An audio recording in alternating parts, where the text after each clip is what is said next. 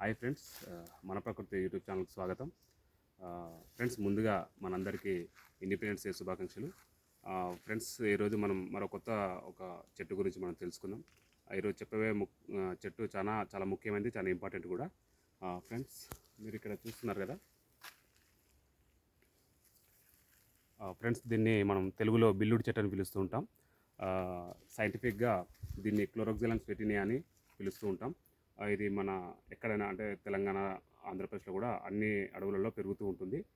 ఇది చాలా ముఖ్యమైన చెట్టు. ఫ్రెండ్స్, మీరు ఇక్కడ చూస్తున్నారు కదా, దీని కాండం ఇది.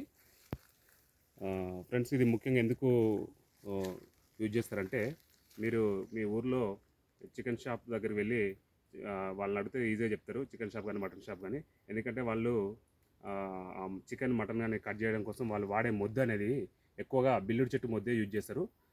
ఇది దగ్గర అన్ని రాష్ట్రాల్లో అంటే మా తెలంగాణ, ఏపీ ఈ రెండు రాష్ట్రాల్లో అవైలబుల్గా అంటే లభిస్తుంది కాబట్టి దీన్ని వాడతారు. ఇంకా కొన్ని ఏరియాల్లో కూడా ఇది లభించిన ఏరియాలో చింతమొద్దును కూడా మనం వాడుతుంటాం.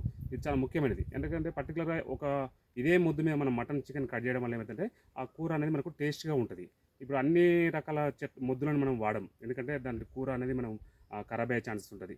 సో ఇది చాలా ముఖ్యమైనది. చాలా వరకు వాళ్ళు చికెన్ షాప్ వాళ్ళు చాలామంది అడుగుతూ ఉంటారు, ఈ మొద్దు ఎక్కడ దొరుకుతుంది, చెట్టు ఎక్కడ దొరుకుతుంది, వాళ్ళకి కావాలి కాబట్టి.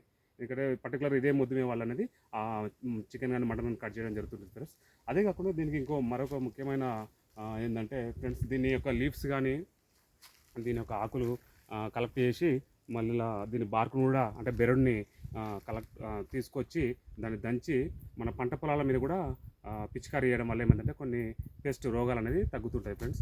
అంటే ఇది ఒక బయోపెస్టిసైడ్ కూడా ఈ చెట్టు అనేది వాడుతుంటారు ఫ్రెండ్స్. మీకు ఈ వీడియో నచ్చినట్లయితే లైక్ చేయండి, ఇంకా మీ ఫ్రెండ్స్ షేర్ చేయండి. ఇంకా మీకు ఏదైనా ఎక్కువ ఇన్ఫర్మేషన్ కావాలంటే కామెంట్ చేయండి ఫ్రెండ్స్. Thank you.